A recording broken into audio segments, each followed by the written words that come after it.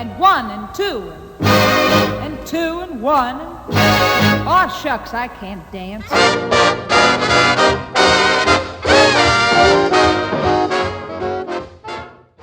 Hey everybody, welcome to Up and Go with Muffins. My name's Daniel, and joining me as always is my co-host Ethan. Welcome, Ethan. Thanks, Dan. Now, oh boy, do we have a special thing this time. Finally, we have a special guest. We've got Ethan, as well as Smook. Yes, welcome, Ethan. Welcome back, Smook. Hello. How are you guys doing today? Yeah, good, mate. Can't complain. Happy to be back once again. Good. What's this, episode 3 now, is it? No, episode 4. Oh, episode actually. 4. Oh, man, it's only 4 and I've already forgotten. I can't count. And Ethan, welcome first time to the podcast. Oh, yeah. It's good to be here. Glad to be here. Yep. So since you're a first-time guest, we are going to ask you a few questions. Question numero uno. Yeah. Do you like Up and Go? Oh, yes. Very much. Oh, that is very good. The council will decide your fate. Yeah, well, I was ready to just kick you out of the core, like right then and there. But what is your favorite flavor of Up and Go? Okay, so that's hard because if you forget to shake, then it's chocolate. If you do remember, then it's vanilla. No, that's nuanced. Interesting. I agree on the vanilla being like if you shake, but not shaken is strawberry for me. You reckon? What difference does it make? Like I always shake. I've never tried it not shaking. It's just sort of weaker for the first half of the bottle, you know. It's denser. It's like drinking milk. Where if you shake it, I don't know. It's kind of like drinking Up and Go. I don't know. Yeah. Good comparison. I guess we're so used to drinking the cartons, which as a kid you always like. If you had a carton, you shaked it, you shook it. Yeah. Like, have you had the Up and Go blends?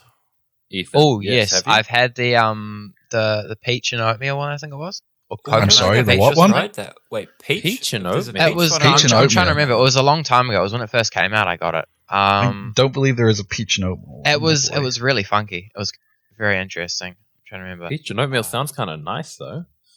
That would be good, actually. Oh no, it's peach and coconut, I think. Yeah, peach and coconut. That's what it was. Oh, mango and coconut. That's right, mango and coconut. It was literally like you were drinking a bowl of oats. Like that was the experience. Yeah, we tried that was the experience with the banana and cinnamon and cocoa and almond, and those ones I quite enjoyed them. I did too. Yeah, like you said about drinking oatmeal. Like I think it was the chocolate and whatever the chocolate one of the blends was. It literally tasted like leftover chocolate cereal milk, whatever it was, and it was really good. Yeah, that was a cocoa and almond. And yeah, I enjoy them. I enjoy Up and Go. I enjoy Up and Go. Yeah. The blends were nice. I don't think I haven't been compelled to buy them again. But that's because in terms of just value for money, the 1 liter cartons are so much better. I mean, do they not make blends in 1 liter? They do not, sadly. If they did, I would be a lot more tempted. That's how I drink mine because, like I said last podcast, if not at least 1 liter a day, I have been having that as a minimum. I'm currently I've got a 1 liter carton right here. This is probably against sanitarium sort of like recommended consumption. Daily intake. but I've got another 1 liter carton, so that will take today's intake up to 2. Well, hold on. Let's do some quick math here. So the 250 mils is 2 Weet-Bix and milk. So what is a full carton then? That's 8 Weet-Bix. 8 Weet-Bix and milk. Yeah. 8 Weet-Bix and 8 as much milk. That's a big breakfast, but not unreasonable. Well, that's when I was eating Weet-Bix. I haven't had that in many years, but I did used to have about 8, if not 10. Goodness. Wow. Good. Gracious. I don't want to talk about food for too much because that's all we do on this podcast. I mean, breakfast is in our name, so I'm sure we can talk about breakfast for a little bit. But no, I used to eat heaps of Weet-Bix too when I was a kid. And only very recently I went out for a snack at like 2 in the morning. And I was like, there's nothing to eat. And I saw the Weet-Bix and I was like, you know what? I think it's been long enough since the last time I had Weet-Bix that I might actually like this stuff again. And honestly, it was pretty good. I had like 5, and I think 5's a pretty good number. No, Weet-Bix is another sanitarium product, so we are within rights. This is true. We are on brand. How did you guys eat your Weet-Bix? Because I crushed mine up in my hands and then poured milk on it. Oh, you were a crusher. Okay. I was very strictly put them in the bowl whole and give them a slight push down with the palm of my hand. Not crushed, but just a little bit more broken. Like a little. You're better than the whole bar, fellas. I'm sorry if people who eat whole bar Weet-Bix are like 5 times more likely to go to prison. No. I just want to do a quick thing for those listening. So our guest Ethan today is Luke's younger brother, Ethan Franzoi. And because it may be a little confusing, we have Ethan the host and Ethan Franzoi. We may just refer to them as Ethan Franzoi may be referred to as Small, or we may just use the last name occasionally. So anyway, Franzoi, you tried the other day having Weet-Bix in hot water, correct? I was going to, but I couldn't find any brown sugar. Ah, okay. So that is a rather important bit of that. Yes, yes. Because Miriam, my sister, said you were going to try it, and were asking how I have it, and I think I said to her, if you don't have sugar, it's just terrible. You need sugar. It just sounds so foreign, honestly. Like ever since I stopped eating general sugar and have gone into like honey and that sort of thing, I've been having Weet-Bix pretty much every morning. I think I've mastered the art. See, so you have 4 whole Weet-Bixes. Don't crucify me for it.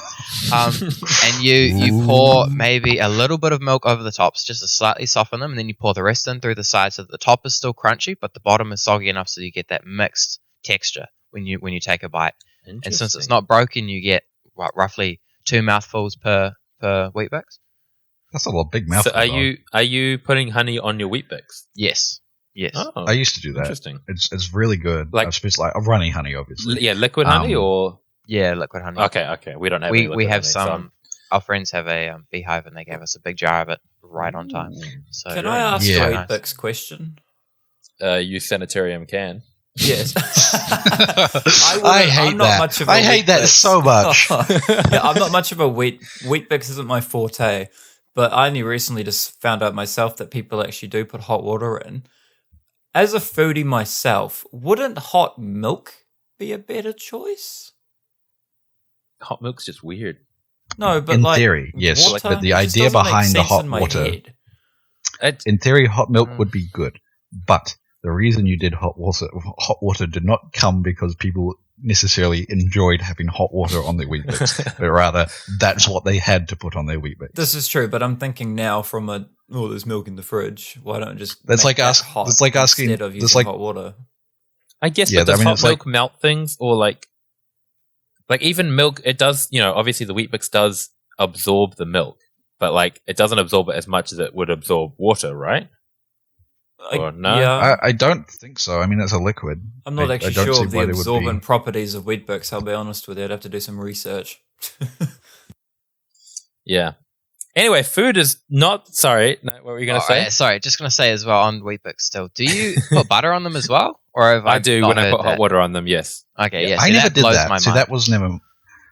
butter would obviously make it better because fat makes everything taste better. It's true. I think I said it before. People who cook with oil need to be crucified. My go-to for Weet-Bix was a green kiwi fruit when I was younger. You peeled that, or took it out, scooped it out and cut that up, or just scooped out little pieces, and it made it hit different, I liked it. I never think I did have I never did think I had kiwi fruit on my Weet-Bix. But I did have honey. Honey was definitely a staple. White sugar, any form of white sugar is like the cardinal sin when it comes to Weet-Bix. It's light brown down. You have like raw sugar was acceptable, but acceptable. Nah, dog. It's you got to have like at least light brown and then to like molasses. It was a sad day when you had to put white sugar on your Weet-Bix. Yeah, poor kids remember. Anyway, as I was going to say. Food is not the topic of this episode, but we all enjoy food, so it seems like we can't stay away from it. But the topic of this episode, as we mentioned last time, it's sort of a part 2 of last week's episode, which was we talked a little bit about entertainment and stuff we enjoy to consume. Not food, but stuff like movies we enjoy to watch, music we enjoy listening to, games we enjoy playing, books, etc., etc. And this week we wanted to talk about stuff we enjoy producing or creating, or stuff we would like to, produce and create. And so, Ethan, since you weren't here last time, Ethan Franzoi, what's just quickly, what's like your favorite, I don't know, TV show, movie, or something you want to tell our listeners about that you really, really enjoy listening to or consuming? Okay, if you don't see this podcast, you're off. All right. Well, I'm sure this podcast is great, but for me, the best show possibly of all time has got to be Adventure Time. Good choice. Good choice. I recently watched a timeline video on that, which I don't want to take over Ethan's spot, but there's one thing I didn't get to speak about. We didn't speak about. I forgot to speak about during last episode is video essays are my jam, and I'll go into that a bit later. But continue, Ethan. Yeah, I think it's just such a great show because it blends comedy with certain serious notes, and you never know if it's actually going to be just completely peculiar and you're not going to have any idea what's going on, or if you're just going to get the most heartwarming story along with Jake and his fart jokes. So it's just a great blend, I think. I was literally watching it last night. Miriam was on the laptop, and I was like, well, I could play some games on the Xbox, but you know what? I'm in the mood to watch Adventure Time. So I just popped on one of my compilation discs and just sat there, and I was cracking up laughing just because I hadn't watched it in so long, and it's hilarious. Did you guys watch Futurama at all? I don't think you did you? No. Yeah, see, because it's really hard to get Jake's voice out of my head as Bender, because I watched Futurama before that. And there's some kind of actors that, specifically with voice actors more than, actors, one role sort of becomes the representation of that actor, and definitely for me, like the voice of Bender was the his name escapes me. But, Joe DeMaggio. Fender or Bender? I think it's Fender. So John DeMaggio. Bender. Yeah, John DeMaggio. Yeah, see, for me, people like that is, keeping on Adventure Time, Camille Nanjiani, he plays Prismo, or he voices Prismo in Adventure Time, and I cannot see Camille as anyone other than Prismo now. Yeah. Yeah. I can agree with that one with Camille Nanjiani. Every time I see him, even in a live-action movie, I'm still imagining Prismo in his, 2D form, just, saying whatever Camille's character is saying. But yeah, Adventure Time's a good choice. We approve. We won't kick you out yet. So just on that in general, it's just going to be an open conversation on stuff we like creating. And we thought we'd bring Ethan in because he is, actually you can tell us, Ethan, what are you currently doing as a job at the moment? So I'm currently working as a builder's apprentice. I've been in the industry for a year and a half now, so not too long, but I've built 4 or 5 houses from start to finish. So wow. Yeah. I didn't actually know you'd done that many. That's quite impressive, actually. Neither did I. And even before that, you helped me in the orchard build the tunnels and stuff, really. Yeah. So yeah. You had that as well. It's a very bright young builder we have here. I do think one of Luke's best comedic qualities is how little he knows about his family. Look, all right, listen. I have no defense. God, it's awful. I'll ask you, when's Ben or when's Ethan's birthday? And you'd be like, birthdays I can do. I can do birthdays. Ethan, your birthday's coming up, actually, soon. Yeah, it's in 11 days. Yeah. The last day of quarantine. Shout out New Zealand. Still locked down. Shout out Auntie Jacinda. Yeah. Speaking of birthday, since we're talking about creating stuff with gifts and cards as well, because that counts as a gift. Do you guys prefer to create something if you can, or are you more of a buy something? Or specifically for me, it depends on if I have a good idea of something I'd like to make for someone, or if I already have a gift in mind. Cards, I will not buy birthday cards. I will make a birthday card, or you're not getting a card. I don't really give cards. I don't know why. I've just never really given cards. I'll give them for special occasions sometimes, but normally I just don't do cards unless I have a really good idea for one that I want to make. Right. I'm with Luke on this in the fact that I tend to always buy my birthday cards, and the fact that I either have to have the tools in order to make something I deem as acceptable quality, or I have to have an idea that is sufficiently funny enough that it doesn't matter if the quality is subpar. I'll make one, or I just won't give one. When I was younger, I used to like make cards all the time for people's birthday. I didn't just make cards and give them to them. But like, I used to love making a card and giving it to someone for their birthday, with a gift and whatever. Nowadays, I'm with you, Luke. I just don't really give cards. And I didn't give you a card for your birthday. Well, you kind of did because you sent it from Mighty Ape, but oh, so I did. Yeah.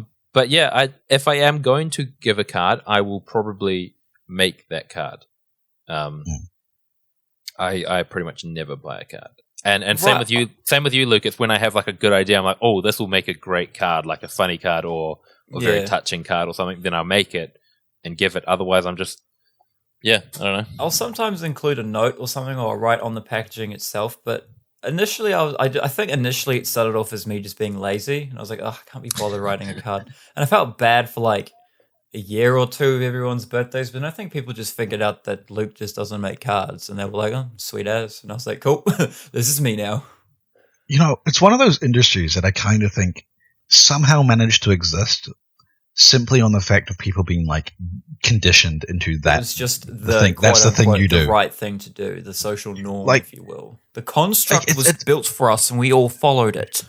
Yeah, I mean, let's not get too into like social constructivism, but goddamn, if cards are not one of them, they're insane. I mean, like, I think there's a process called defamiliarization, where you like, let's just talk about cards. Like, what a strange thing to do. You take a tree, you cut it down, you turn it into an instrument on which you can write on, and then you impart some thoughts on it, and then you hand it to someone along with a gift to celebrate a year traveling around the sun.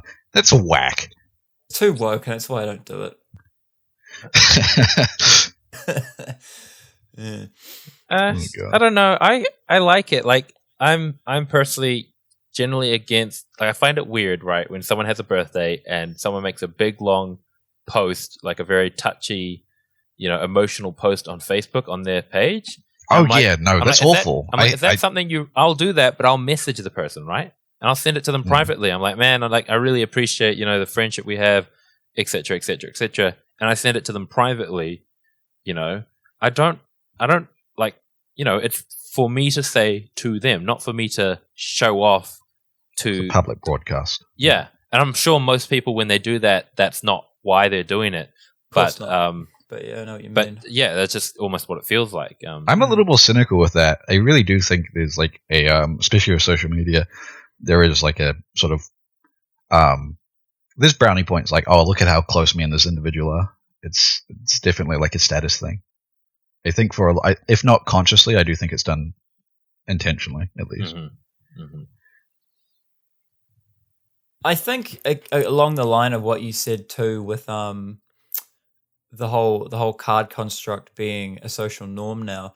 I think too, especially like take a wedding for example. Everyone expects. Well, I mean, obviously, you expect the best man to give a speech. You expect whoever is probably one of the best friends to give a speech. So, I think there's kind of also you feel the need to, as if you are one of the best friends of someone, you feel like everyone's expecting you to put a big spiel about how much you love this person, kind of thing. Am I on the right track, do you reckon? Yeah, I mean, that's the thing I dread most about my wedding, is the reception. Well, you getting married? No. Like if say what the flip, bro. It's just the idea of having like people sitting in the front in a room and with like on spectacle, why people get up and say things about you. It makes me want to die. It just I do not do well in sort of those type of social situations. Not my thing. I can speak and I can do public speaking. I'm comfortable with that. I'm not comfortable with public speaking about me. I think you have to have a pretty I say this, take this with a grain of salt, but I think you have to have a pretty big ego to really kind of sit there and go, yeah, go me. When you're in that kind of situation.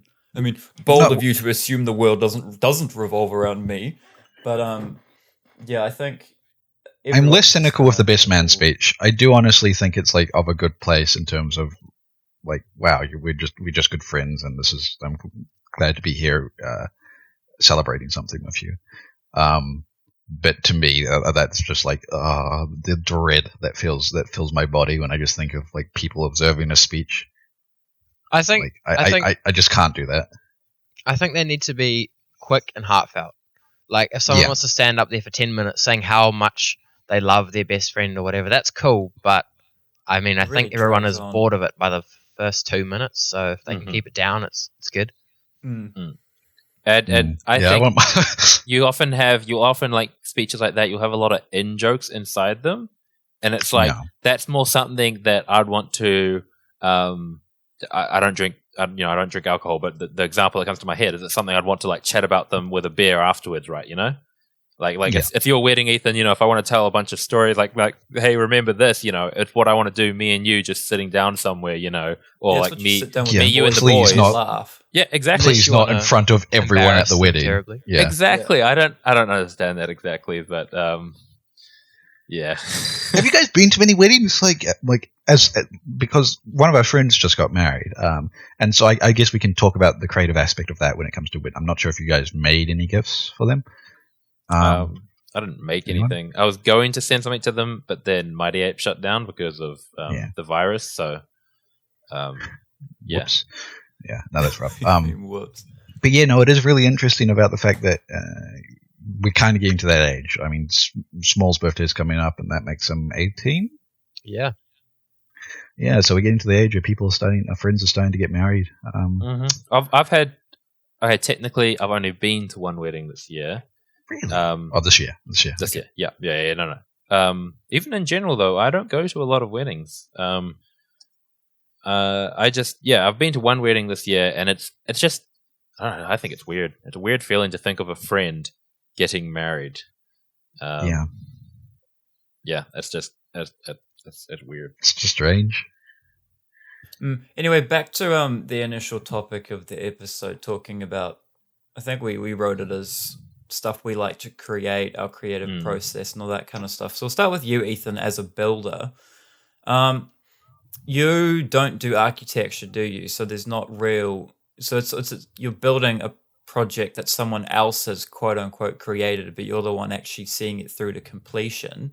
How do you find that? / as a builder, do you have creative processes, or how does it work for you? And not even just with building, but other stuff that when you're creating something or you have an idea or whatever. What your kind of thought process is with creating any kind of creation, like anything really. And just before you tack onto that, I want to tack on. I've got an image of what it's like to be like building a house. To me is like the best Lego set imaginable, and I want you to like, is that like a correct like mental image of what doing your job is like, or is that like, is it a little bit different in terms of? Sort of. I mean, that's a funny way of looking at it. Obviously, it's a bit more complex, but at the same time, not really. Because for a house, you've basically got a set of instructions that don't change no matter what the house is. Which I guess is like, you could say, with Lego, you've got the simple system of bricks connect to bricks. Right, okay, yeah. And so for a house, you've got to start with your floor, then you go into your walls, and so on and so on and so on. Mm-hmm. And it doesn't change how you have to do those, because we have set requirements in the building code which we have to meet if we want to do it so that it is code compliant. So you generally have to build a wall one of a few ways. You have to have certain spacings between the supports, or what we call them the studs, and so on. So essentially, yes, because you always have similar or the same processes, but obviously a bit more complex. So yeah. It's like building a really hard Lego set. Yeah.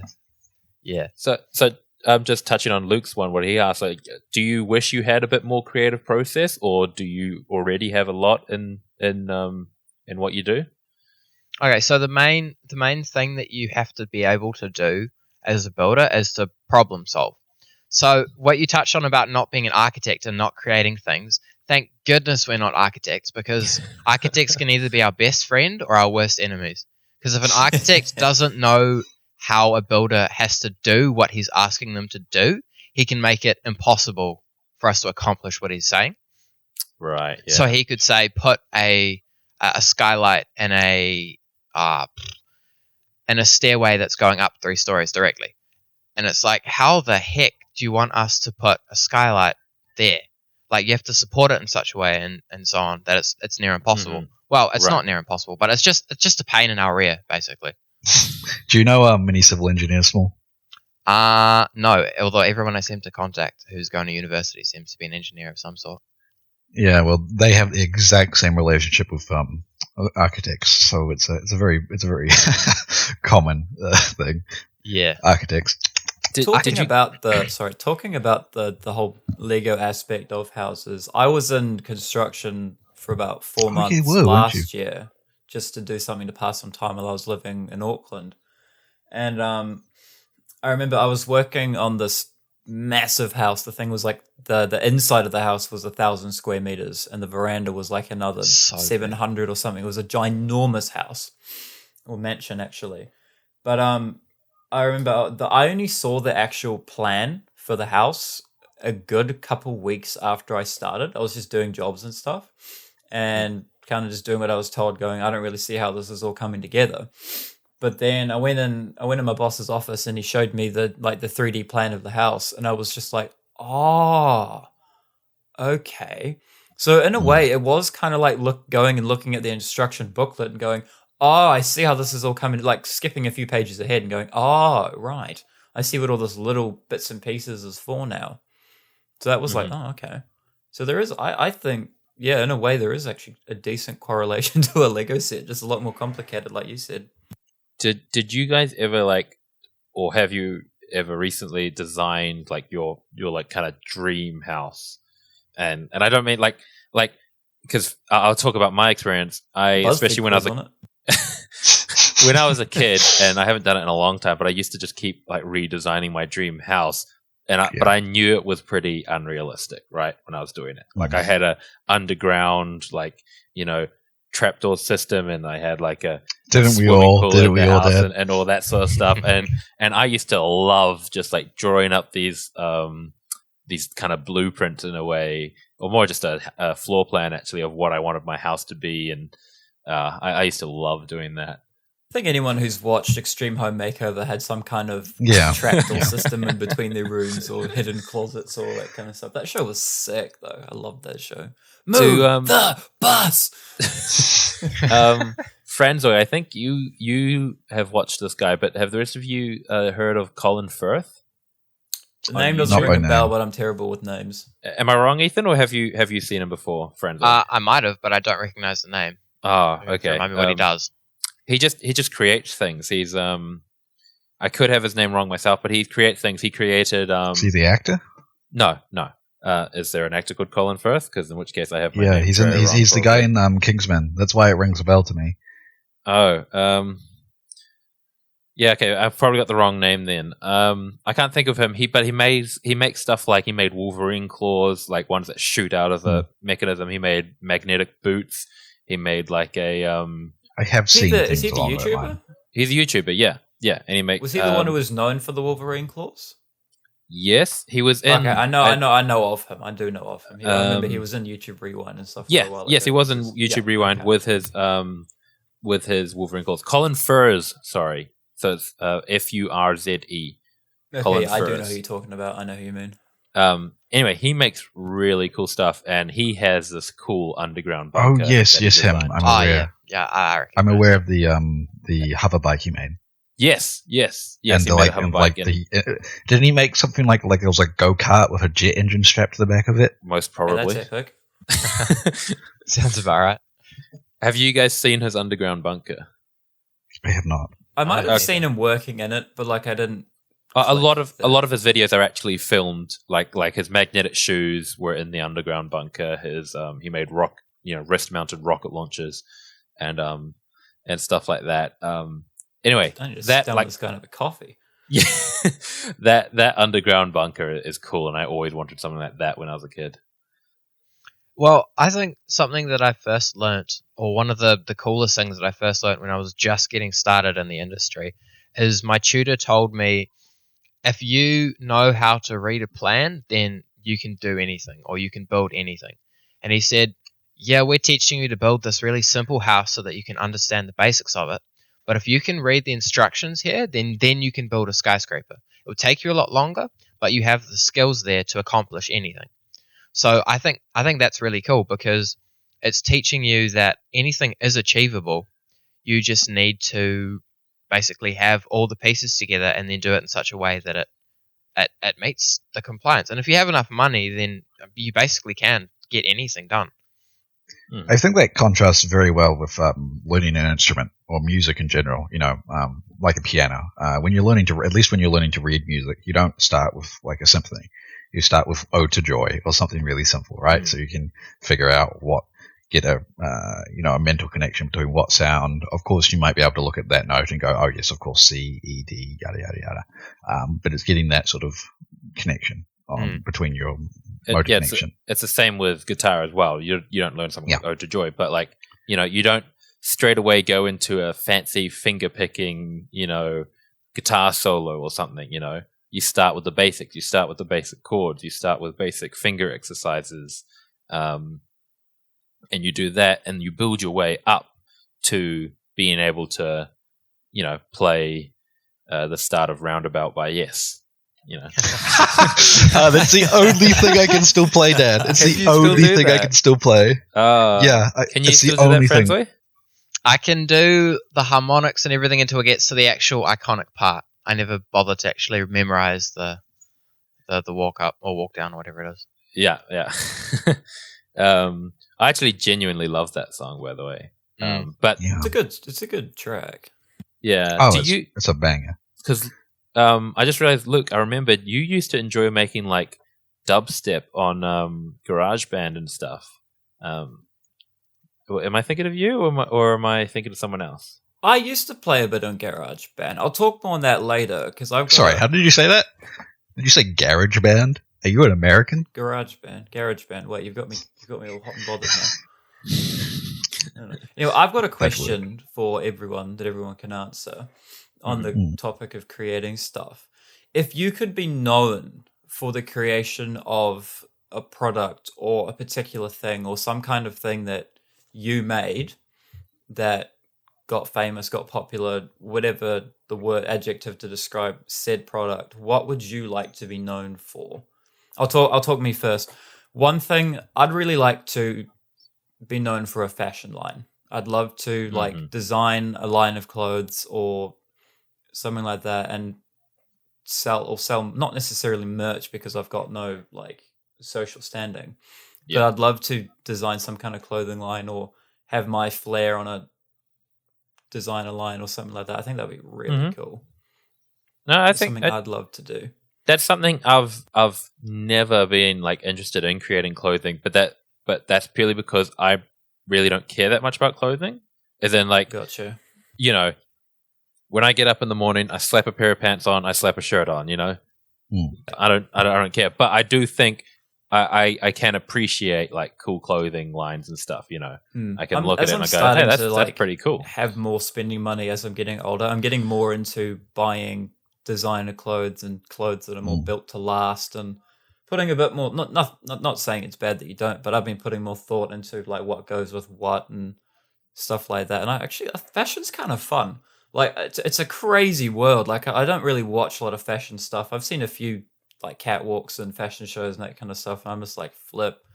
I'd never even consider wearing that. But it's an interesting ball game, and I really like designer stuff and planning outfits and that kind of stuff. I find it really fun. I'd love to make my own / have my own.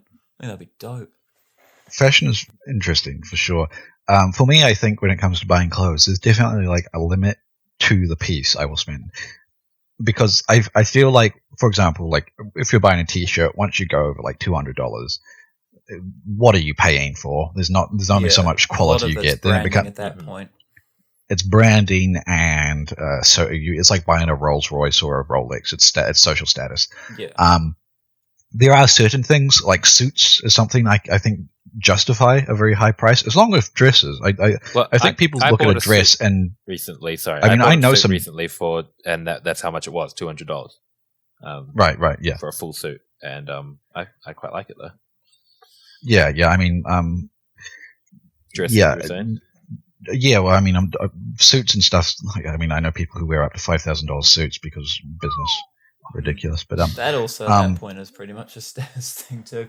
That is a status thing. I disagree. I don't disagree with hypebeast culture, but if I like a piece, I don't care if it's popular or not. I'll buy it because I like it. There are some particular things like hypebeasts do it to a degree. They'll be like, "This piece is sick," and I'll be like, "Yeah, I like that," but I won't necessarily buy it just for. Not even the clout so much as just I wouldn't buy it for the same reason that they would. I'd buy it because I like the piece. You know what I mean? In terms of what I think is the most fairly priced item of clothing, I think I'd have to give it to dresses. Because dresses, especially if they're like sort of designer dresses, I should say, you know, they're of course they're expensive. I'm talking about dresses that start at $1,000 and go upwards, right? But I feel like the handcrafting and the passion put into it, sort of, the price is justified more than other articles of clothing. For me, I think dresses is like the most justified. I think you can wear, and then like t-shirts being like the least justified in terms of their, like if you're paying $1,000 for a t-shirt, it's like, what? Yeah, that shirt better say Gucci and Louis Vuitton. Yeah. Seeing as you're talking. Sorry, I'll just go on about clothing. I haven't really. The most expensive piece of clothing I've ever bought is the suit I most recently bought, right? Yeah. But even then, that's not that bad. There was $200 for pants, shirt, suit, jacket, and tie, right? But recently, there was a Kickstarter that I decided to jump on called Ludo Cherry. And what it was is it was stylish, subtle, like board gamer clothing, and so it was kind of like 40s style clothing, so button-up shirt and skirt, right, with a really subtle like pattern to it. So an example is like it's got a polka dot pattern, but if you look really closely, the big polka dots are actually like D20s, 20-sided dice. Oh, that's cool. Okay. That's really cool. See, that's the kind of attention to detail that I like. That's cool. Yeah. So I've gone in. I've got a shirt for me and a skirt for Gabby that I'll get when it's finished and whatever. Oh, that's sick. And they're actually they're really cool, and that sort of thing I appreciate. I appreciate subtle detail things that kind of just like. Yeah, definitely when there's art in it. Yeah. Rather than sort of a logo. I grew up on Kmart clothes and stuff, and then when I was living in Auckland, I went with my mate wanted to go to Rebel Sport because there was a shoe sale on, and I was like, okay, fine, I'm the one with the license, whatever, we'll go. And he convinced me to buy like a $250 pair of shoes that was like way cheap, and that was one of the best purchases I've ever made. That I've still got those shoes, and they are fantastic. What shoes was kind of one of the. What ones were they? I forget the exact name. They're like ASIC Roadhawk. Yes. ASIC's always very good. Like that. And that was like the first like proper pair of shoes I bought that weren't. I mean, I've had Vans and Converse through the years, which are expensive because of branding, but these ones were expensive, A, branding, but B, quality, and I'd pay for the extra quality and comfort in my clothing any day, I've decided. Shoes definitely get better up to about $400. Once you cross that mark, you're just paying for the $1,000 Airhawk, whatever the flips, because Flimmon says Nike Airhawk on it, or whatever they're called, not Airhawks. Pardon my brand names, but you know what I mean. Air Jordans? I don't know. Air Jordans, yeah, that's it. Oh, that's it? Okay. I think I'm getting my shoes, the Roadhawks, mixed up with it. But yeah, stuff like that. I think that's a bit silly. But those are bloody good shoes, but they're not worth $1,000. Yeah. What about you, Ethan? What would you like to be known for if you could, Shadbolt, that is, if you could be known for something? Well, I think I would like to. For me, it's kind of comes into it's a weird spot because this is definitely something like a long-term life goal. I'd like to do something like Khan Academy. Definitely. What? Sorry. What's Khan Academy? I've heard of that, but what is it? So Khan Academy is sort of, it's a way to learn math, science, economics, and finance, and some other. I think they've branched out into some other things, which and they do very well at teaching. Like the amount of high schoolers who have probably passed only because of they're very good at teaching the subject, and so the thing is, a lot of teachers who are teaching do not have the skill set to be teaching. So in a way, effectively to everyone, is it kind of like, is it similar to like Skillshare and stuff like that? You could think of it, but it's a bit more sort of interactive in the sense that it teaches you, it's set up to teach you from like kindergarten math all the way to studying college math. That was the original purpose of the site, and it has branched. I'm surprised you guys don't know Khan Academy. Like that's a big homeschooling thing. I can't say I've ever heard of it. Yeah, it branched out into sort of finance, biology, economics, physics, some other sciences. Mm-hmm. They do a brilliant job at what they do, but definitely I think I'm the more I sort of get into university, the more I am about education for the masses and quality education at a low price, because I mean, my degree is not expensive by American standards, right? The Americans would pay $120,000 for my degree, right, which is ridiculous considering it's nowhere where I'm paying. And what's frustrating to me, especially, is with my lectures, most of the time I use outside, like my lectures, I've got every courses comes out as it is. Some courses are brilliant, some are not so good. But on the not so good courses, I tend to always go to external sources and essentially teach myself the material. And what's frustrating is, of course, that it means I'm learning the same. People can learn the same material that I'm paying to learn. It's just you're paying for the accreditation of the the bachelor's, the master's, the PhD. Yeah. Masters and PhDs you kind of do have to do at university as they're research based, but I digress. But it would be definitely, when it comes to the thing, is the university is a dying education model, especially for bachelor's and undergraduate education. And I'd definitely be interested in sort of,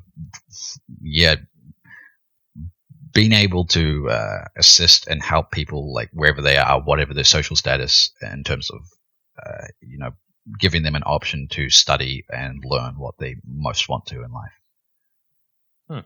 Interesting. I vibe with that. I definitely, I wouldn't enjoy doing that. But yeah, that's pretty cool. Yeah, I mean, it's something you got to be built for. I mean, I guess it's something you have to be passionate about.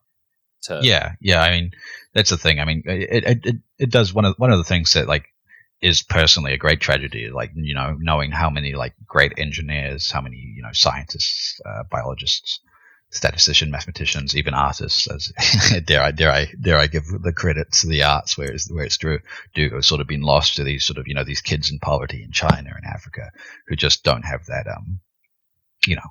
don't have that access to education. And so it's definitely something I'm really passionate about, is people being able to like the thing is higher education and education itself up to a high school level is not what's going to make everyone happy. But there is people it would, and it would substantially improve their lives. And the fact that they can't get it due to sort of just happenstance of life is really heartbreaking to me. And that's something I would like to work towards, sort of at least putting a dent in that. That's really cool. Yeah, that is pretty cool. But I mean, that's kind of, if I can, Ethan Franzoi, that's kind of like similar to well, not similar to what your calling is, but like a similar thing of going to help those that really don't have a choice on what their life situation is. Yeah, in a way. Yeah, it is. Well, I was actually going to say, one of the things that I would like to, how'd you phrase the question? Like, was it to be remembered by, or to be? Yeah, okay, to be known for one thing. I guess kind of to be remembered / known by, like when someone says, "Oh, Ethan Shadbolt," they go, "Oh, that's the guy that built this amazing thing and changed how education works," or whatever. Right? Oh, Luke Franzoi, that's the Franzoi clothesline or whatever. Yeah. So for me, there's three things, but I think the most practical one is well, to my trade, a housing solution, which is they're developing a way of 3D printing houses now.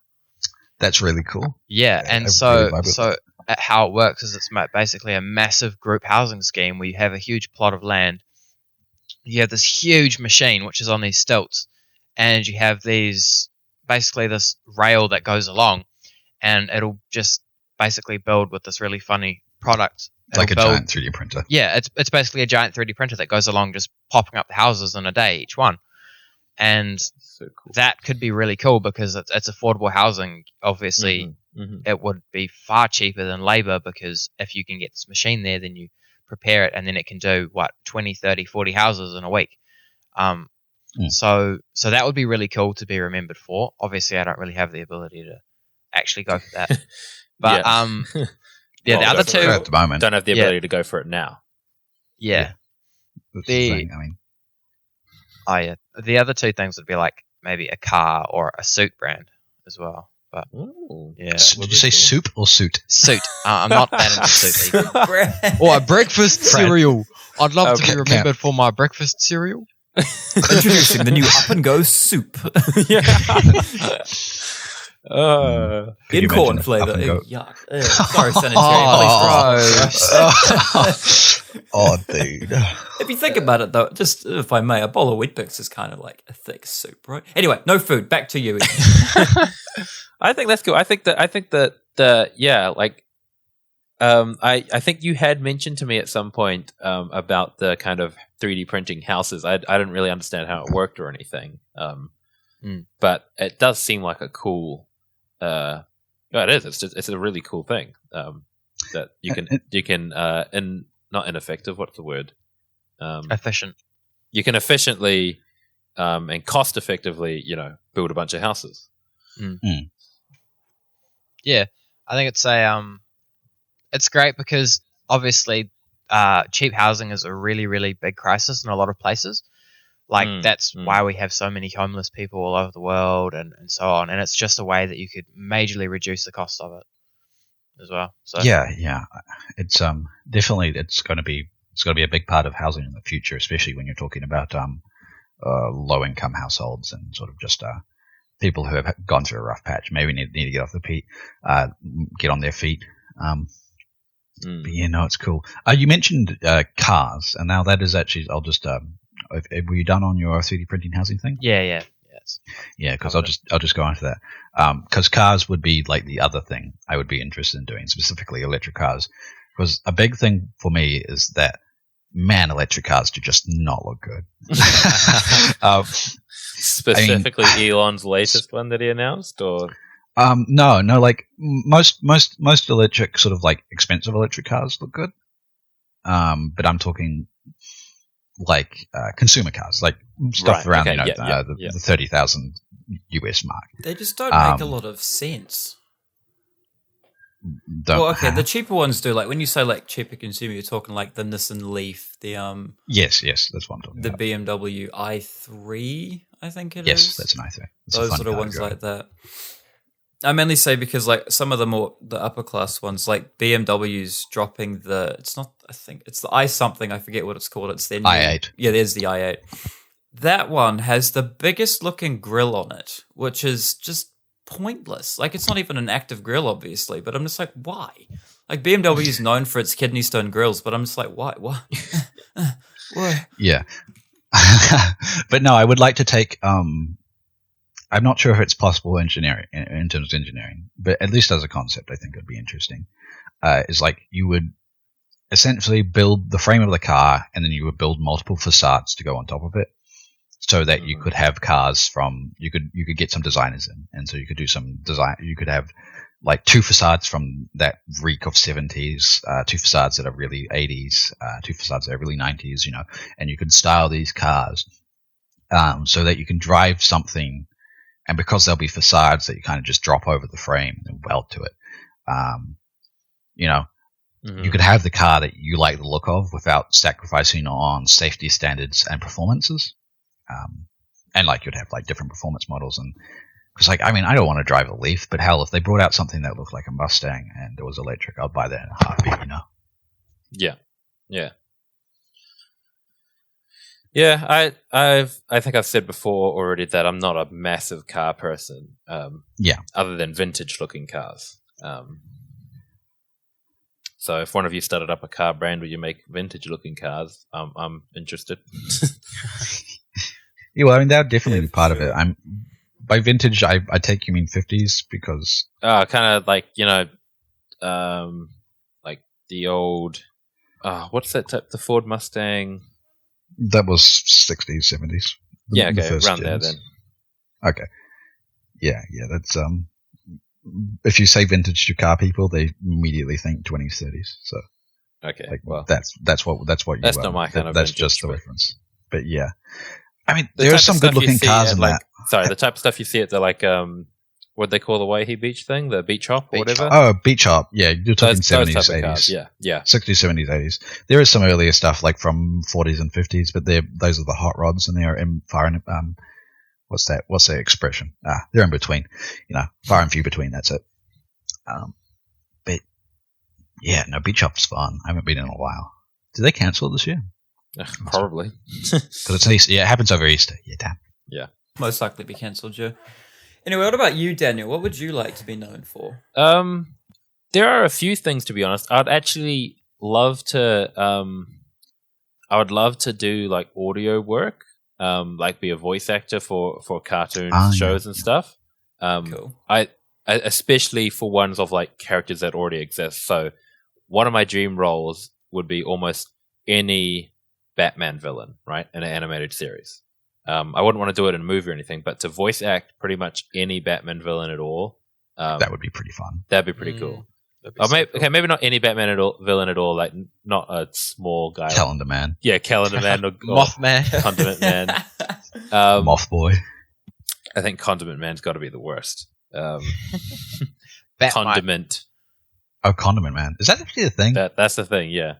So even Calendar Man, I wouldn't mind that, but like I'd want to do it in a show and be like a regular, villain, So that's I might probably more something like, Clayface, the Riddler, Joker, Bane, Scarecrow, something like that. Penguin. Penguin, yeah, even Penguin. That would be something that I would love to be known for, like let's say the next generation of the Batman animated series, comes out or whatever, and I'd love to be known as the voice of Daniel Holding.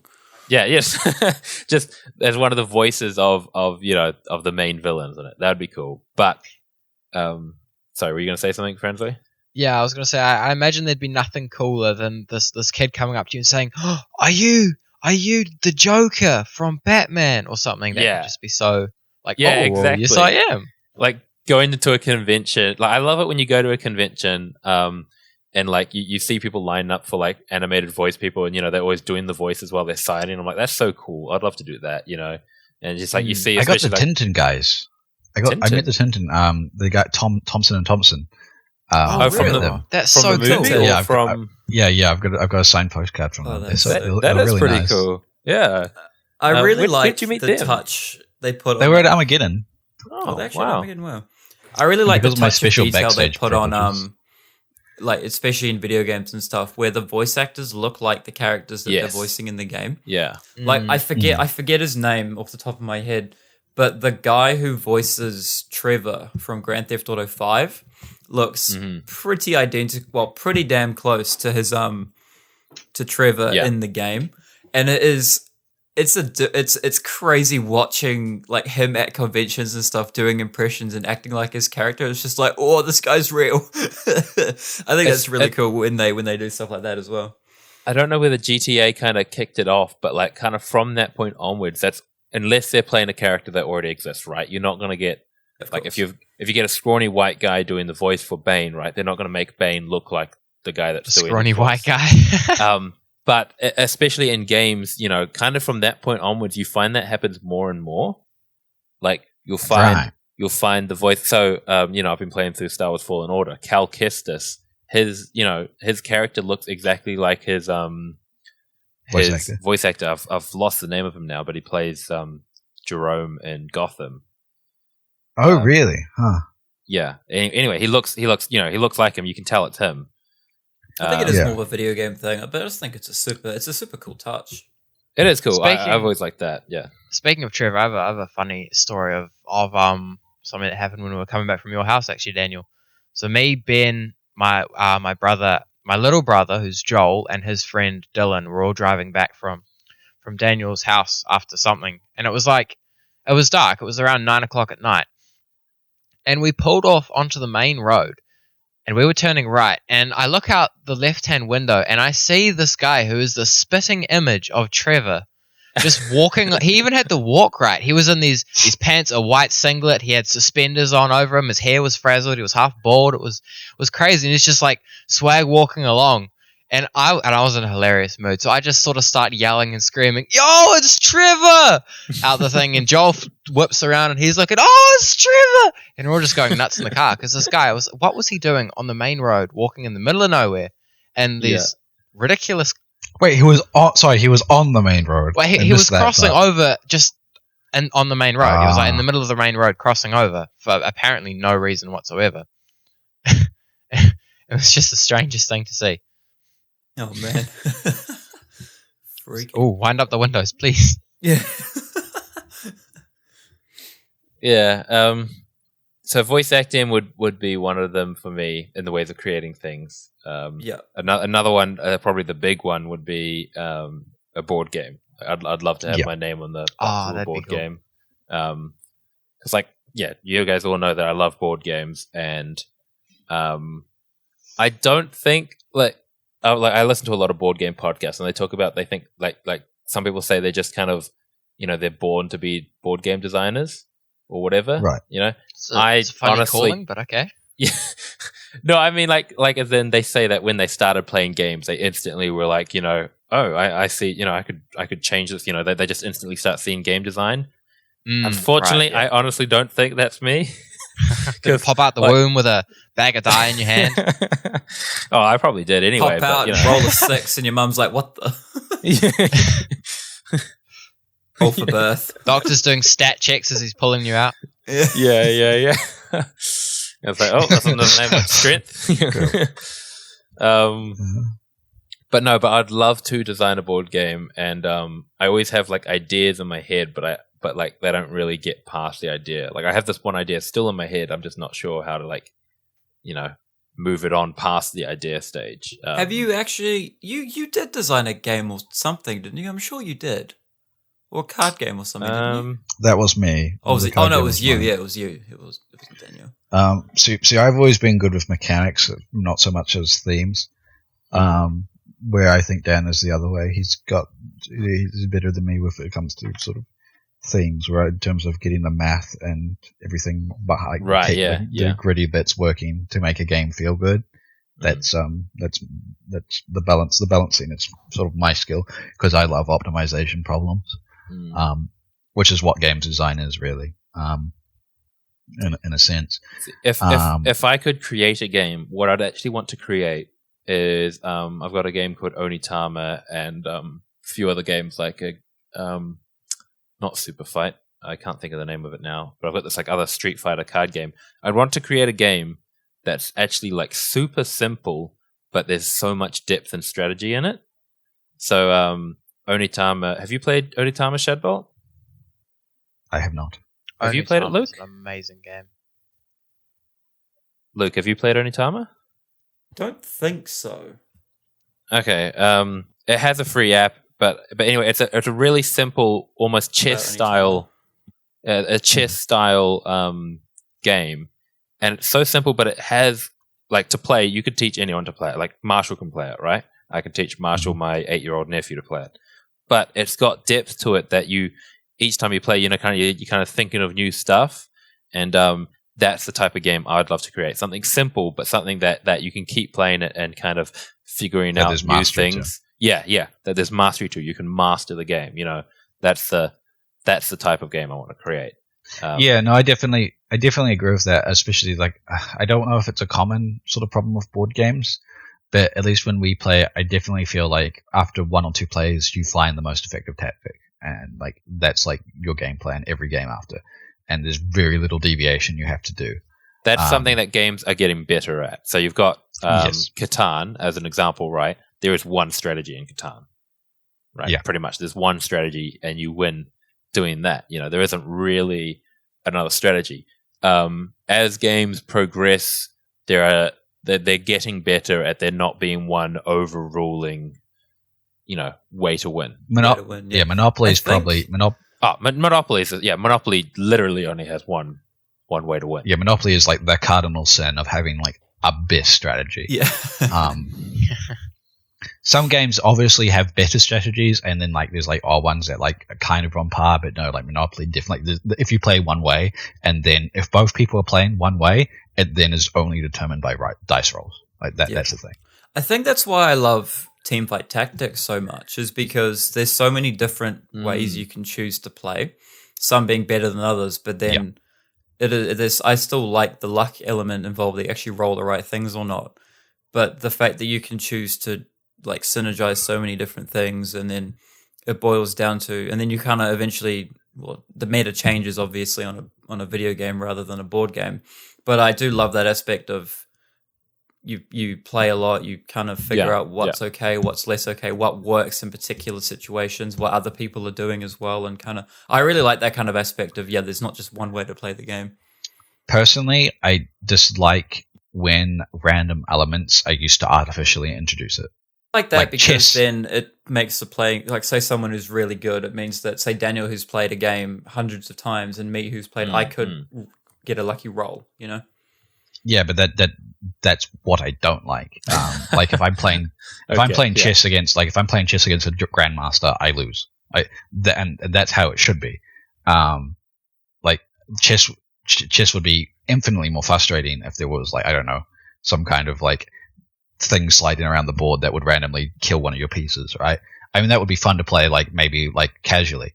But when it comes to those type of games with depth, I personally like when the depth comes from skill and mastery rather than RNG. I do agree with you. But I understand. I do understand. Sorry, we're all talking over each other.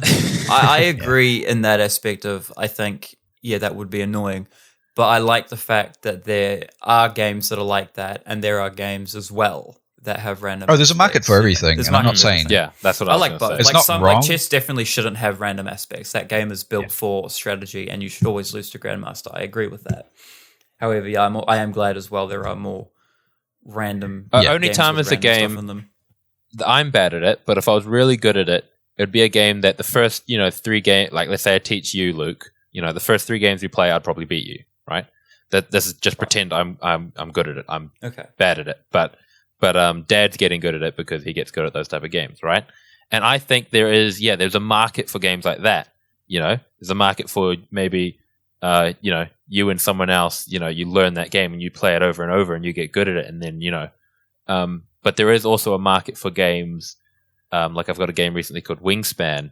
I think I could play that game over and over and over and get good at it. But I could teach it to someone and they could still beat me because of card drawing and because it's a card game, and they may draw better cards, the dice may roll better food for them to collect or whatever. And I think there's also a very big market for that as well. Well, I would argue that it's the biggest market because of the fact that games that inherently have that you can win just by being better have a high barrier to entry. League of Legends, for example, that game is really hard to start playing, along with chess and anything. In terms of if you're playing against anyone good, you are going to constantly lose until you start to understand how the game works. Yeah, that's really hard and unappealing to most people. Yeah, that's not why they're playing board games. In the way of video games, that it's more okay because Yes. But in the way of board games, you have to know that you like so. Generally, the type of board games that do it where the more you play, the better you become, and the more likely you are to beat someone, those type of games are generally found more in 1v1 games. Yes. So chess is an example, Onitama is an example, Twilight, Struggle, stuff like that. And those type of games really are only marketed for people that know they'll have a constant gaming partner to continue playing that game with, right? Yes. Whereas the other type of games you buy, you take it to absolutely anyone and play a game with them. Yeah. I think a big distinction between those two types is if they're competitive. So you can play Wingspan and not really care if you win or lose, but you have a good time because you're playing and it's competitive enough that you just enjoy yourself. Whereas a game like chess, if chess did have that RNG in it, that ability to just lose because the dice roll was bad or whatever, then that would make it really horrible for it to be competitive, because you wouldn't win because you're better than the other person. You'd win because you got lucky, which is far less satisfying. I mean, definitely the fact that I am very competitive is very obvious through my choices of games and what I like playing.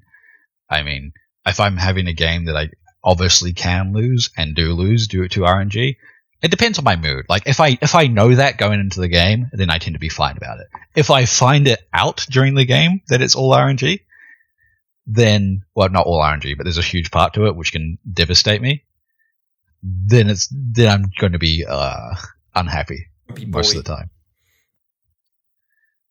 I think it's about expectation going into the game. Like, that's one thing. Like, if you go into a game expecting something that you can win by outplaying, or like by just being better, and then you find that there is a dice roll element and you can just get unlucky, that is frustrating. But if you understand that before going into a game, then it's fine. Then you get upset if you lose. Then you're kind of like what? Yeah. What?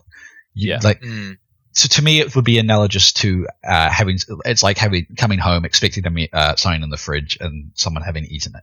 Where if someone asks you and then you say yes, and then you come home, you open the fridge, it's not there, and you get angry. It's like, what? Yeah, exactly. It's like, I think I've talked about this before, but Munchkin. I really enjoy the game Munchkin, but I think you can't just pull that out and play a game with someone unless you explain to them, how lucky and chance ridden that game is, right? Yes. Because someone can have a very bad time just because they get terrible cards. And if I'm in the mood for Munchkin, I don't care, right? I don't care about that. I don't care if I get bad cards. It's a fun game, right? I enjoy playing it. But if I bring it to you, Ethan, let's say you've never played it before, I'm like, let's play this game and let's see who can win. Play a game of Munchkin and you just get really bad cards. It would be very fair for you to get very annoyed. Yes. I mean, especially since a lot of I was going to say something, but that's just wrong. What's a game I haven't lost yet? Is it Paladins? Paladins of the West Kingdom. You haven't lost that yet, I don't think. Yeah, that's good. I have won it, but not against you. Yes. It's a good game. I like that one a lot. I haven't played Raiders, but we're going off topic in terms of we should be careful. That's me. Just board games are fun. Driving it towards board games. We will eventually do an entire episode on board games. We've got a lot of thoughts. We can say a lot of things, but today is not the thing. Today is not. So I suppose we've talked about things we want to create, but do any of us have something we are actively creating at the moment? Albeit if incredibly slowly, but sometimes just plodding. While we are just on the topic of board games, this is answering your question. Just the only one thing that just popped into my mind right now is I love painting miniatures. Right? Yes.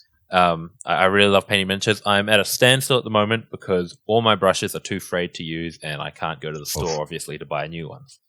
That's really frustrating. Can you get some from the warehouse in terms of their shipping online? Not really. If you want. I want decent miniatures brushes. I can get small brushes from places, but not one for miniature painting. Yeah, man, I feel bad for artists during the lockdown. Like if they run out of things. Yeah, yeah, that's true actually, because surely paint wouldn't be considered essential and stuff. Surely not. But anyway, I love miniature painting. I used to do a lot of painting and drawing a lot as a kid in general, and then I kind of fell away from that. And then as I started buying more miniatures games, I started getting back into painting miniatures because it's the same thing. You get that creativity out still, but just on something that's already there.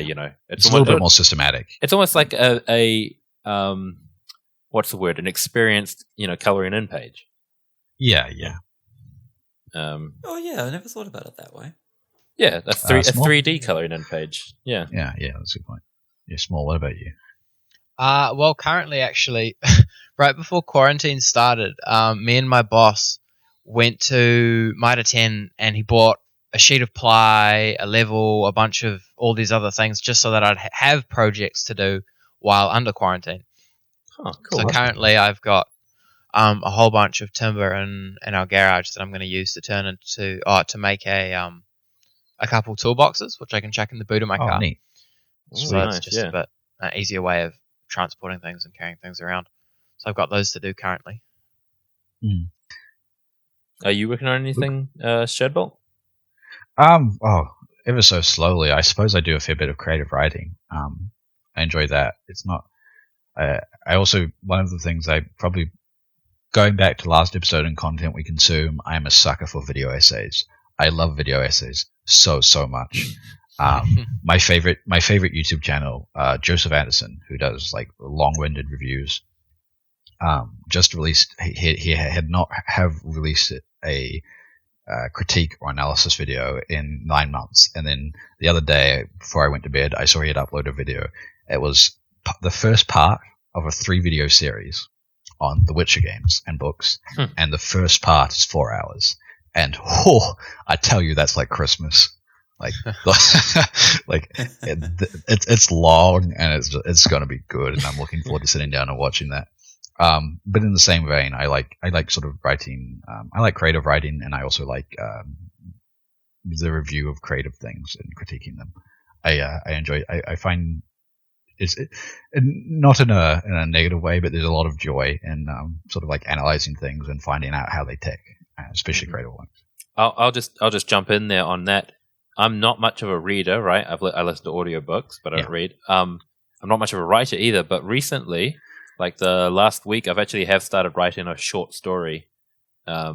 It's just kind of something just a really short, like, I don't know. It would short stories are fun. That sounded sarcastic, but no, I'm like actually like, hey, that's cool. It just kind of popped into my head while I was lying in bed late at night, and so I've started writing that, and I think I might actually try record it and read it rather than that'd be neat. Put it out there. That'd be sick, actually.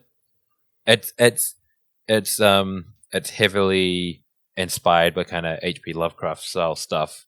The idea just came to me, and I'm like, I can't just let this not be a thing, you know. Yeah. Do you like? Just quickly, we're off topic. Do you like sort of short stories in general? Like listening to them? Yeah. As long as yes, I have to be in the mood for it though. Yes. There's a channel on YouTube called Exerbia. How to spell it eludes me at the moment because it is somewhat of a weird word. I'll send it. He has written some short stories and reads them on his YouTube channel as well, and they're quite good. So I'll send them through. And anyone who likes sci-fi short stories should check out Exerbia on YouTube. Not his main channel. I believe it's on the secondary channel. Anyway, Luke, I think that leads us to you. I'm not that much of a creative person, I'll be honest. I'm more of a consumer. But me and consume product. Yeah, I consume product. Me and my brother have a 1990 Toyota MR2 sitting out on the lawn at the moment that we're doing up. Problem is, we've run into a few problems and everything's closed at the moment, so we can't. It needs some panel beating, and we need to get in there with a fabricator and fix the A-frame, or the A-pillar, whatever it's called. But I've been really enjoying kind of working on that. I guess in a way we're making up a project car, which is pretty sick. Well, I mean, I came with you to grab it, and I thought you it was came a cool idea. I'm just like, that's just cool that you guys can work on that. It's just been fun, kind of. I mean, I'm not a mechanic. Ben, my brother is. It'd be cool to get him on the podcast sometime if we want to talk about cars. But maybe if Dan gets sick, we can kick him off. Just have a car episode. One of the problems it had was the brights didn't work properly. Like the switch was broken, and I pulled apart the whole steering wheel, took every little component out, got all the wires out, sanded down the contacts, and figured out if it was a voltage issue or whatnot. I'd never done anything like it before. Didn't even watch a YouTube video. But I managed to fix it, and it was really fun to kind of pull the whole thing apart, figure it out, and it's also been cool, like figuring out and like deciding what we want to put in there, what we want to actually do with the car, and so I've been really enjoying doing that when we've actually had some time to work on it because we're both semi-busy, and it needs work where we'd probably have to take it to someone else or get more tools in, but that's been really fun. Yeah, no. I haven't done that with cars per se, but I have done that with computers, and I know how good that feels when you take something that doesn't work and then you fix it up and then it works, and it's like Yes. Yeah. Scary with computers, though. I've also gone for a drive in that car, and it's really fun. It's I a like cool it's little car. I think it's dangerous, but it's cool. Is it mid-engine? Yeah, it's mid-engine. Yeah. Mid-engine rear wheel. Oh, that's cool. Are you going to put an e-brake in it and get it drifty? I want to. Surely. I want to. But I don't think Ben wants to do a drift car. I think he just wants to do a fun boy little racer car. boy racer car thing. I mean, it's rear-wheel drive, and I think it does actually have a proper handbrake, e-brake, rather than the foot brake, but you'll catch me drifting it for sure. But I don't think it's not going to be built as a quote-unquote drift car.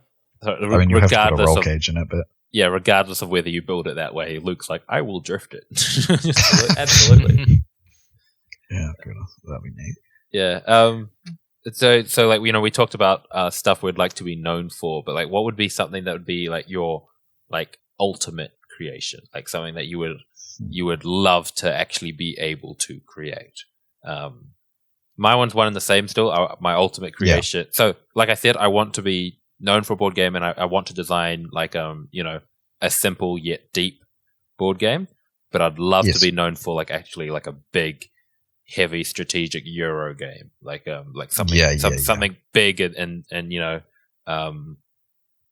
I'd love to create just something with like heaps of strategy and like a big complicated kind of 2-hour game, war game type, almost war game. Not quite war game, just I guess. Yeah, no, I've got like a bunch of different games in mind, like blending those together. But that would be like my ultimate creation. That's not necessarily what I want to be known for, but if I manage to in my lifetime create that, then it'd be pretty cool. Then you'll be at peace. Yeah, I again, one and the same for me. Like, they're definitely sort of the thing I want to be known for is definitely the thing that I want to spend most of my time, adult life, doing or working towards. It's just a matter of figuring out how. Really. What was that? So the website. Oh yeah, because I mean, it's a hard thing because I don't like, how is it a website? What is it like? Is it a product? No one knows what the new technology is going to be 10 years from now and how that might revolutionize learning and everything, especially with augmented reality and virtual reality and how that's going to change things. Make learning very interesting, actually. Yeah. And being on the forefront of that is what's important to me. Some way, whether or not it's exactly how I see it now. Yeah. Small. Yeah, for me, the dream thing I wish to build is something I do believe I will achieve at some point in my life. Is I'd like to build and run an orphanage. Oh, that'd be cool. Yeah, and I mean, like, the depth of the dream is to take in these kids off the street and be able to train them in the construction industry. So if they have nowhere to go, and if they're on the street, they can come in, they can have a feed, they can have a bed, and then I can take them and show them how to work the next day. And they'd never have to stay. It would just be a safe place where these people can come. Right. Yeah. Ideally, you can set them up for their life. And that's really this wouldn't be in New Zealand. I'd like to do this in India, but that's my dream. Yeah, that is cool. Yeah, that's it's kind of like what do you call those? Because you don't generally call them orphanages. I know the word you're looking for, but I don't remember what it is. Yeah. Anyway, yeah, I've always thought those are cool ideas. Where it's like they can kind of not necessarily come and go, but there's like no restriction to stay. It's like, hey, this is a super safe place. I'll even you get fed, you sleep at. I will teach you skills that you can use to set your life up. But yeah, and to an extent, that's also sort of what I would like to be involved with. But my one isn't as hands-on. It's got in that sense. That is interesting because both me and you haven't spoken to each other about this, but it's very, very similar. Sort of you take care of the sort of trades in that sense. And Luke, I think for me, I'd love to one day open a restaurant. Oh yeah, I'm not. I used to. Right. Like I've said before. I think I used to be a chef, and I kind of steered away from the whole the whole like actual doing that as a career. But I do still really enjoy cooking, and I'd love to like open my own restaurant one day. I think I do want to get back into that side of things, and I'm starting to cook. Well, I mean, I cook quite a bit anyway, and I enjoy cooking, but I'm trying to do it more and enhance my skills more and more and stuff. Like the restaurant I used to work at was locally owned. A lot of our produce came from the garden out the back, and it was good fun working. It was great fun working. It was an epic restaurant. And I'd really like to one day have my own place, you know, kind of still cook and get in there and lead by example, you know what I mean? But have my own team with my own menu, my own restaurant. I think that would be sick. Even that or like a cafe, I think I wouldn't mind having. Just some kind of place to give back. I think with restaurants, and I mean, feel free to weigh in because it's an opinion, but, you know, it's hard to sort of own a restaurant and then be content with it if you're not constantly involved with it. It's a huge commitment. Because, like, where we work with our boss, Brad, amazing guy. You know, we got into the kitchen and you were family. It was a really awesome work environment, and that's not the most common things for restaurants to have. Brad was great because he would literally lead by example. If we had a new dish hand, the boss would get in the dish pit and help them out and show them the best ways and stuff. And that's just so missing in today's culture as well, you know?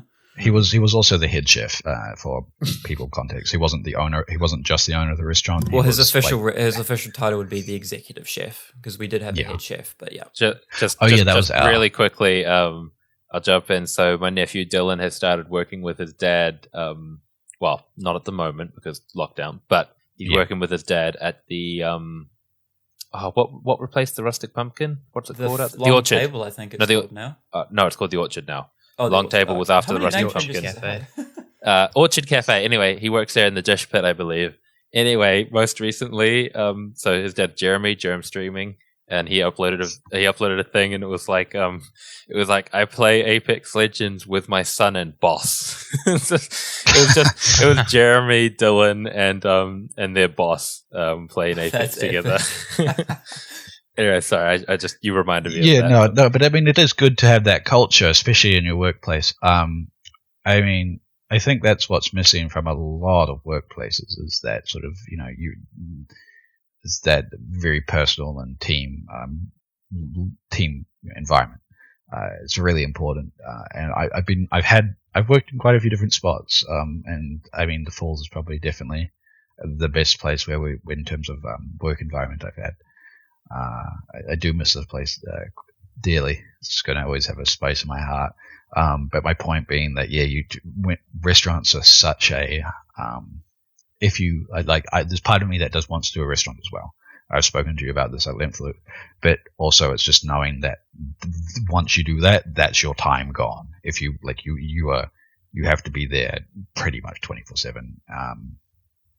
It's a brutal industry. Do you think, there's probably more so for Luke, because I guess he'd have more knowledge in this, but do you think a cafe is easier to run than a restaurant? It depends, really, because a cafe, there's a lot more cabinet food and that kind of stuff. So I think unless you're a cafe that has a lot of a la carte stuff or a big menu where people can actually order and the chef has to cook it, I reckon you're looking at the same kind of you're looking very similar to a restaurant. But I think the main correct me if I'm wrong and take this with a grain of salt too, but I think the more main point of a cafe is to go in, get a coffee and something to nibble on, more so. So you'd get there early, you'd make a bunch of cabinet food, and you'd probably still have like a couple breakfast dishes, or it would really depend on how you wanted to run it. You could either have a bigger team of chefs and have a large menu, or less chefs, do more cabinet food and more have a focus on coffee and nibbly food, I think. So you also don't tend to do dinner. Yeah, you don't. That would be the big distinction. Open, breakfast time till like 2:00.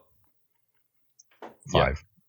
Yeah. Well, it depends on the cafe. The one I used to work at opened at 8 and we closed at 2, I think. Really? That's early. Mm. Huh.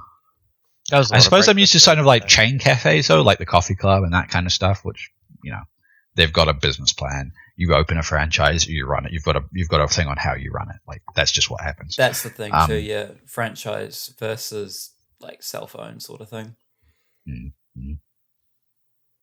But yeah, I'd love to have my own little place at one point in time. That'd be cool. Mm, I had this dream a while ago, actually. I wanted to own a cafe, like a little block somewhere that my house was on top of it, and the bottom story was the cafe. Oh, okay. So you have that little bit of seating outside, but mainly kind of a cabinet food and barista place. People can come in, get a coffee, have your locals, have a chat, get some food or order whatever, and there's a bit of seating. But then, yeah, just that kind of stuff. I think that'd be really cool. Yeah. I remember, this was ages ago, Luke, but I remember we talked about this, and I was like, I said I'd come, I'd come be a barista there because I thought that would be for fun, I think. Yeah, I mean, it is fun. I have an opinion about living where you work.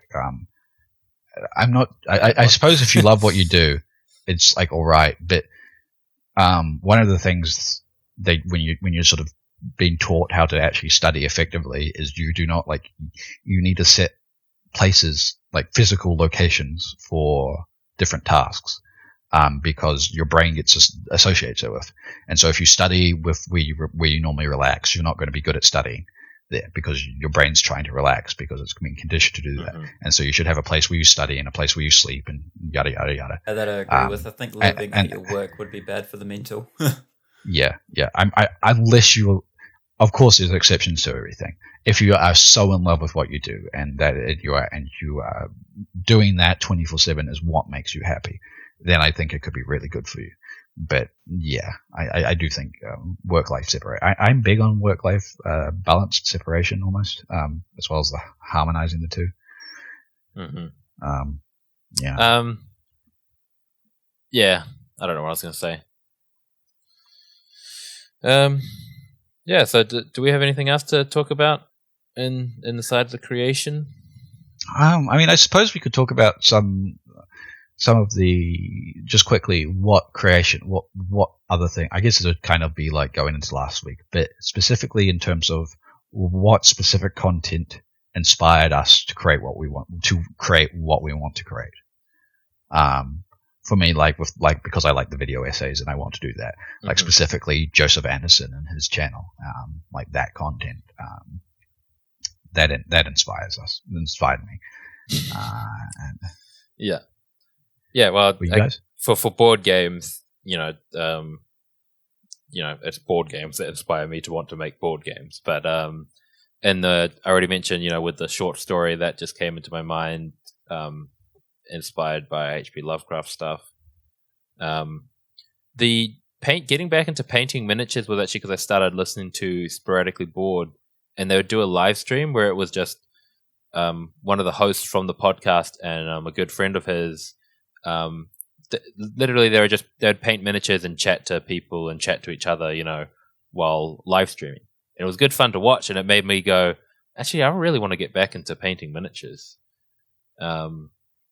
I did one recently that I managed to catch because of the long weekend, and it's just, I don't know, it's just enjoyable to watch people painting miniatures. And right after then, I came out here. Yeah, it's therapeutic, and I came out here to start painting my own, and I was like, "Oh, dang, I don't have a brush." Oh, that's unfortunate. I keep doing that. I keep like I'll play a game of League or something. I'll get up and you know what? I'm gonna go paint some miniatures. And I'll go pull up my I've got a little toolbox with my stuff in it. Open it up. I'm like, oh yeah, I don't have a brush. Damn, it's a pretty important tool. Yeah. Did you get far through Blood Rage's miniatures? Oh, I haven't touched any. I haven't had a brush since before I got Blood Rage. Yeah, but those are the next on my list. Starting with the big monsters, then the little monsters, then probably each of the what are they called, the leaders or whatever, champions. Something like that. Yeah, Blood Rage is my next project for painting miniatures. I'm excited to do that one. Nice, Ethan. What inspired me to do it was more just seeing the need and looking for a way to fill it that I would enjoy doing and love doing.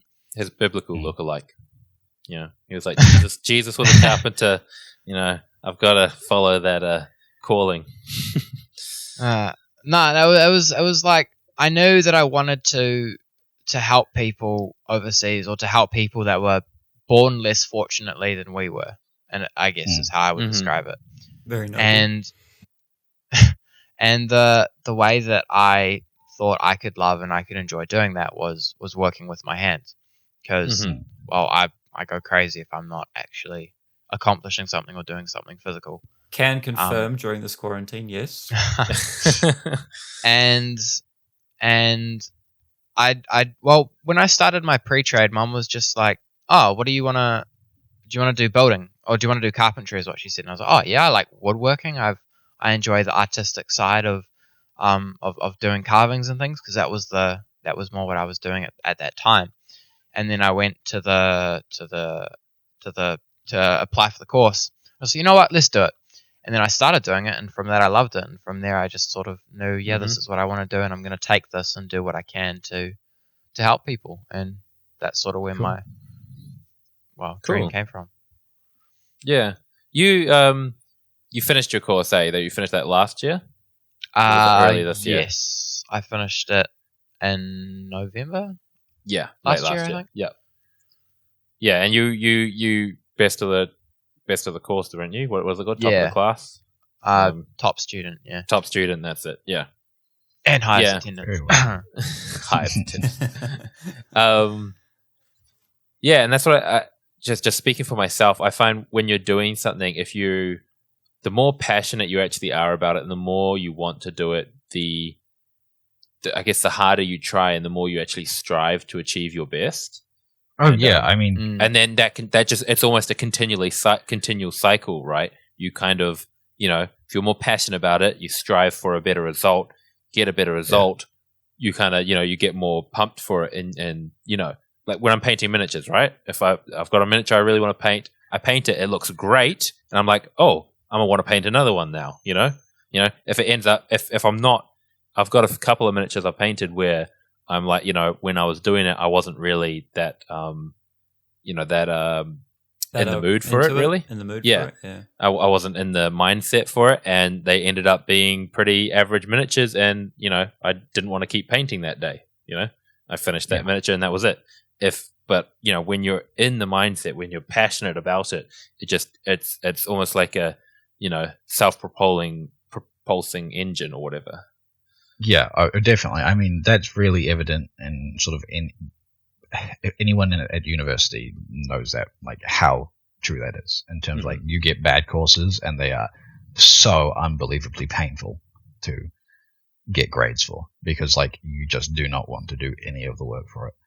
Even if the content is interesting to you, it can just be like, it can be killed right before your eyes.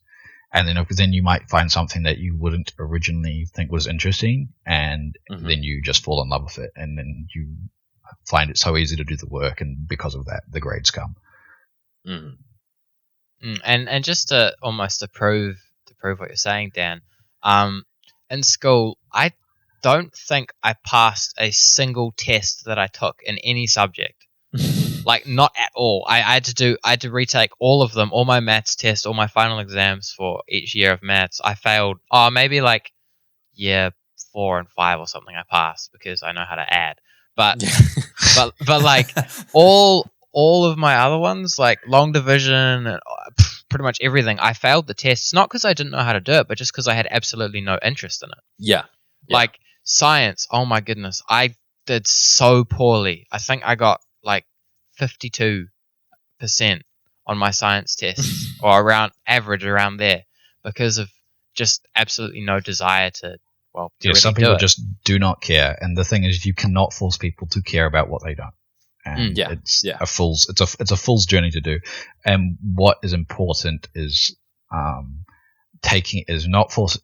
is there being a way for people to pursue what they care about, not being forced into doing something for the sake of doing it.